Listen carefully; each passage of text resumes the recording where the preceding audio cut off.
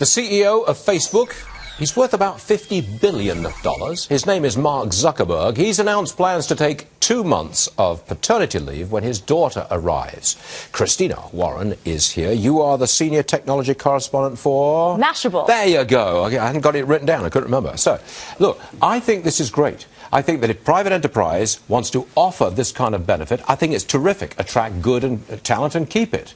And this is, any problem with that? No problem with this. And in fact, you're right. This is one of the only ways they can attract good talent. There's so much competition, especially in the technology sector, for talent, that offering benefits like this is one of the ways you can convince people to stay with your company and not go to the next new startup. Plus, if you offer more money, it's just taxed away anyway, isn't it? This is true, and I think it's increasingly important for older millennials who are starting to have children to have the opportunity to start thinking about, parental leave and having that as an option. And it's encouraging, I think, to see a CEO like Zuckerberg taking the time himself. Okay, now, do you think that the government should mandate corporations that you must offer X number of weeks or months of paternity leave?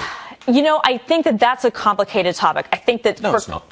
I do think it is. I think that for companies of a certain size, they should not be mandated to do that because they might not have the money to be able to do that. But I think if you're... Over a certain size? Over a certain size, I do think. Why? Because I believe that it's important for parents to be able to have that time, and I believe it's important for our society. What's it got to do with politicians?